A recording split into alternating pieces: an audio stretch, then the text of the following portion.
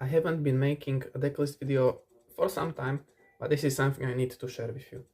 So, the decklist is called, at least I call it, Zoro Hammers, and it's a very disruptive type of control hitting attacker Zoroark decklist. I don't know how to describe it properly, but basically the decklist is very interesting. So 4 Zoroa, 4 Zoroark, Fezan, Pekarund, Reshiram, 2 Zekrom, 2 Monkey, 1 Yveltal, Tatsugiri, 7 Dark Energies, 4 Lily, 4 Boss, 1 Zerosic, 2 Cyrano, 1 Gemstone. A gemstone brings retreat cost of yours and your opponent's active Pokemon, 1 more. And at the same time we have 2 Air Balloons, we have 1 Lumiosity. Lumiosity is basically Artazon, but it ends your turn after you use it. 2 Watchtowers, 4 Crushing Hammers. Everyone knows Crushing Hammer. You flip a coin, you discard 1 energy from your opponent's Pokemon. 4 Puffin, 3 Pokepads, 3 Night Stretcher, 2 PP Ups, 1 Meddling Memo, 1 Scoop Up Cyclone. Scoop Up Cyclone is basically Turo, but on any kind of Pokemon, but you keep all the cards in your hand. And Meddling Memo is basically your opponent counts cards in their hand, and they put them on bottom of the deck, and then they draw that many cards. The secret card is the Dene. We all know what Regieleki did in a previous format, I think 2 formats. When the Regigigas deck was already a meta.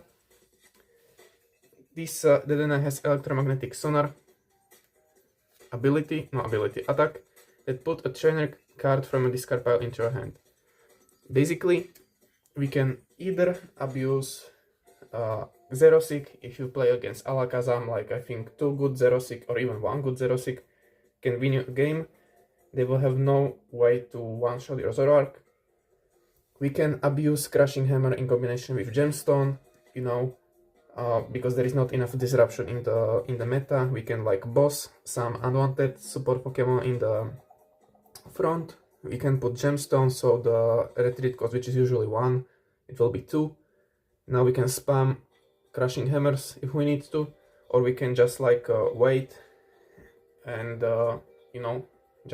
wait for him to attach or get switch out. And then we can if he attaches, we can just start the Crushing Hammer spam, and we continue with recycling 1 hammer or any kind of card we want from the trainer ones. Also, another great combination is Zerosic and Meddling Memo. Basically, Iono went away, so the best disruption is Unfair Stamp for sure. Yeah, okay, great. Genesect, they will play 1 Genesect and you are done, It's still a great card, but it's not the ace pick for this deck because of how aggressive and how great draw engine we have. Then we can just play Zerosic and Meddling Memo combination. Basically, you have 10 card hand. I force you, by playing Zerosic into 3 card hand, you will keep the good cards, the 3 good cards, and I force you to put them on bottom of the deck with the Meddling Memo. Very disruptive. If you can combine, let's say, finishing your opponent's active Pokemon with Zoroark, Crushing Hammers onto another, let's say, attack that is getting ready, so he has let's say, no energies, Zerosic, Meddling Memo, Watchtower, this is very disruptive combo. Yeah. Another thing is Scoop Up Cyclone. With Scoop Up Cyclone, this I think is the most versatile ace spec for this deck. Basically, from deleting one of your opponent's turn, because there is not many decks that one-shot us. We are not talking about Grass Weakness, but there is not many decks that one-shot us, and we can basically, let's say, I don't want to call it farm, but we can just get 1 more turn with our thinning strategy of trade ability by just scooping up our, Zoroark or whatever has been hit for a lot of damage. Scoop Up Cyclone has great combination also with, let's say, Tatsugiri.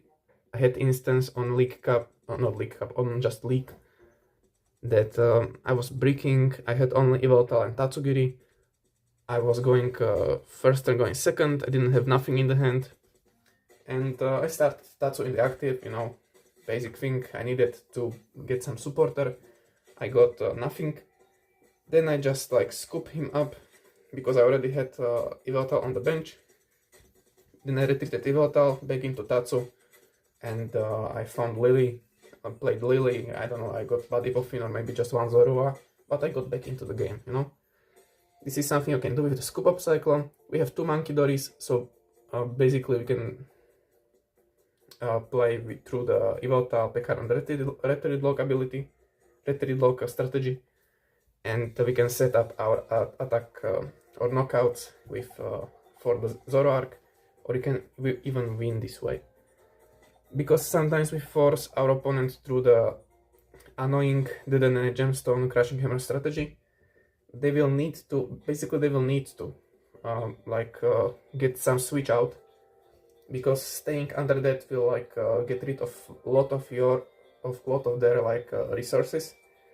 If they will switch out, then we can force another switch out by playing boss Yveltal, Pekaron Monkey combination to another support Pokemon, because there is plenty, every deck plays some support Pokemon, you know, at this moment.